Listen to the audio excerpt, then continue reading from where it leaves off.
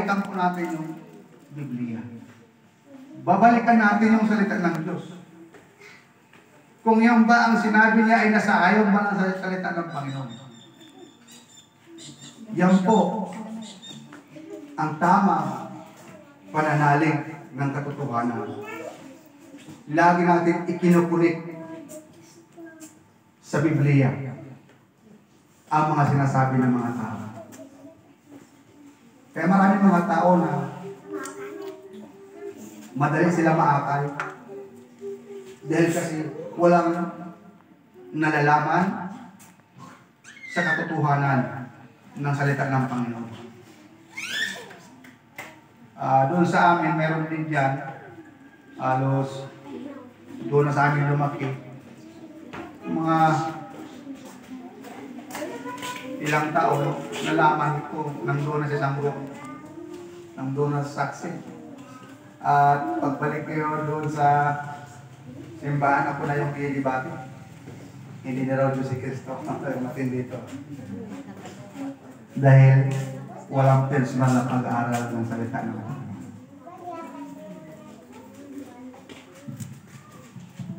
Ang nananalig sa katotohanan ng salita ng Diyos ay may personal na pag-aaral. Ikaw mismo. Pupukitin mo yung banal na salita at pag-aaral mo. At i-apply mo sa buhay.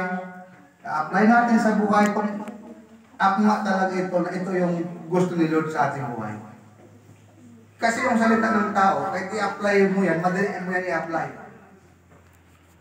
Kasi salita lang ng tao yan. Pero pag ang salita ng Diyos, ang Biblia, mayroong proseso ng pag-a-apply nito. Kailangan makita muna sa buhay natin yung verse na sinasabi sa atin.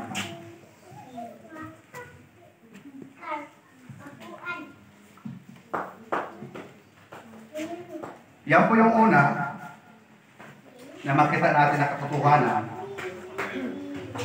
Mayroon tayong pananalig sa salita ng Panginoon. At sabi po dito, sa verse 14, tinawag kayo ng Diyos sa pamagitan ng magandang balita at pinahayag namin sa inyo upang makasama kayo sa kaluwalhatian ng ating Panginoon Kristo. Tinawag. Sino yung mga tinawag? Yung mga taong nanampalataya kay Kristo. O yung mga taong may relasyon kang Kristo. Sila yung mga tinawag. Tayo yung mga tinawag. Dahil kung ang mga tao dito sa Mapayaw, lahat kang tinawag yan, tao dito sa Quintina, lahat kang kasama natin ngayon.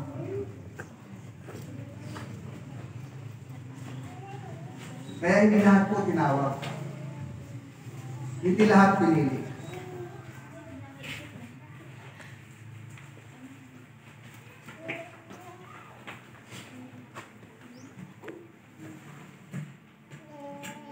Ang mga ito ay pinili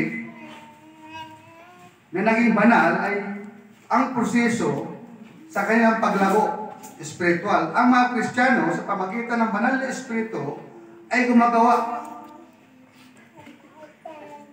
na katulad ni Kristo. Yung pinabanal daw at lumalago sa espiritual na buhay ay gumagawa na katulad ni Kristo.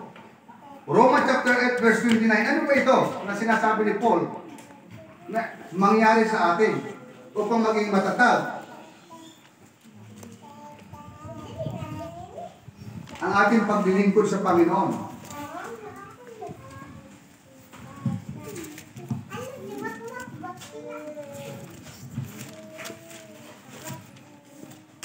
Romans chapter 8 verse 29. Napaka-importante na buksan natin ito.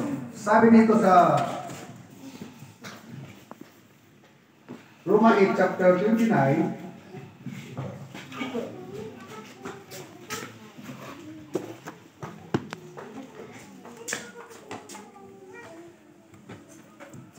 sapagkat sa mula-mula pa, alam ng Diyos kung sino ang magiging kanya. At ang mga ito ay pinili niya upang maging katulad ng kanyang anak. Sa gayon siya ang panganay sa lahat at sa maraming magkakapatid.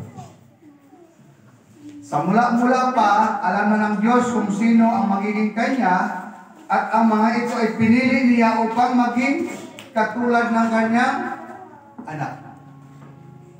Ano ba ang sinasabi nito maging katulad?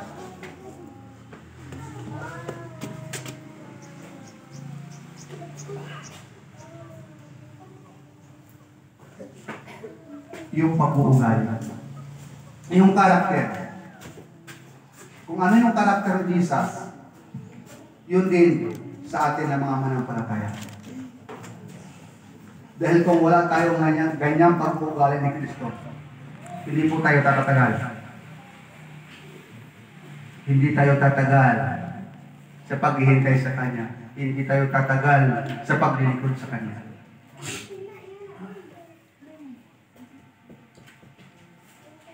Nung wala pa tayo kay Kristo, na-experience na po natin yan.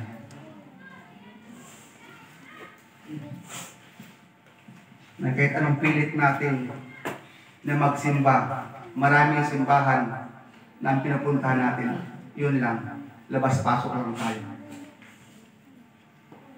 Bakit? Kasi yung karakter natin, hindi naging katulad ni Kristo. Ito yung dapat na mabago. At ito ay binabago na ni Kristo. Amen? At ito ay binabago na ni Kristo mula pa nung tinanggap natin ang Panginoon at tayo na nampalataya sa Kanya. Araw-araw binabago tayo ng Panginoon. Kaya kung araw-araw ka nagbabasa ng salita ng Panginoon, araw-araw pinagsasabihan ka ng Panginoon.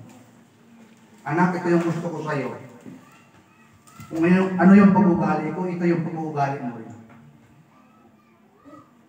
Dahil kahit anong pagtitiis ang harapin mo sa mundo, hindi ka makapagod sa paglilingkod sa akin. Ito yung gusto sa atin ng Panginoon.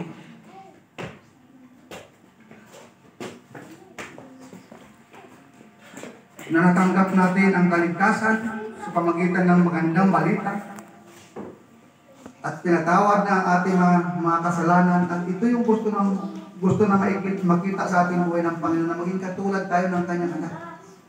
Kaya ang sentro ng ating paglilingkod sa mundong ito ay si Kristo. Dahil si Kristo, Diyos na nagkatawang tao, ipinakita niya nung siya ay naglilingkod sa Panginoon, ang sentro niya ay ang Kanyang Ama. Ito rin tayo ngayon. Ano man yung kakaharapin natin, ang sentro ng ating paglilingkod ngayon si Kristo. Kaya kung si Kristo ang sentro ng ating paglilingkod, dapat ang pag-uugali ni Kristo, unti-unti po natin i-apply sa ating buhay.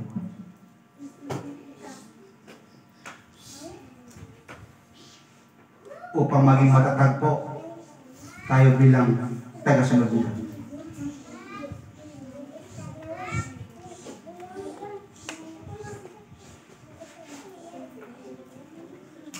Sabi niya, tinawag kayo sa Diyos sa pamagitan ng magandang balita at ipinahayag namin sa inyo upang makasama kayo sa kawalakian ng ating Panginoon Kristo. Yung pala ang ibig sabihin doon sa Roma, chapter 8, verse 29, na maging katulad natin ang pag-uugali ni Kristo. Bakit? Saan tayo isasama? Doon sa presensya. Pag sinabing kaluwalhatian, doon sa presensya ni Lord, makakasama tayo. Ay ngayon kung hindi na-change yung ating karakter, simula nung tinanggap natin ang Panginoon. Kaya pala hindi tayo lumalago kasi hindi nababago yung buhay natin. Ang pagbabago ng buhay natin nandyan sa salita ng Panginoon. Kung pinag-aaralan natin at sinusunod natin ang salita ng Panginoon, doon binabago ng Panginoon ang ating buhay araw-araw. Subukan niyo po. Sa isang linggo, hindi kayo magbasa ng Biblia. Subukan natin kung mayroong nababago yan sa buhay espiritu natin. Wala. iba-iba na yung maririnig natin yan. Mga discouragement na yung sinasabi ni bad spirit sa atin.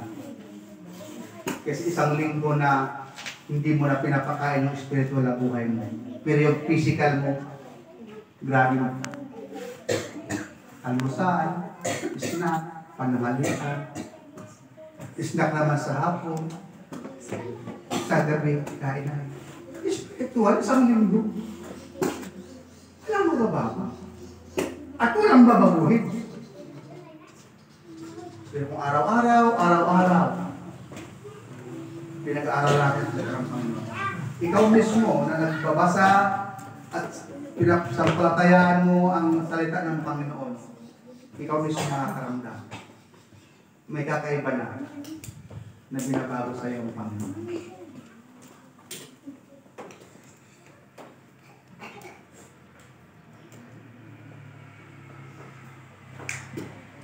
Makita sa atin na itinuturo na ang kaligtasan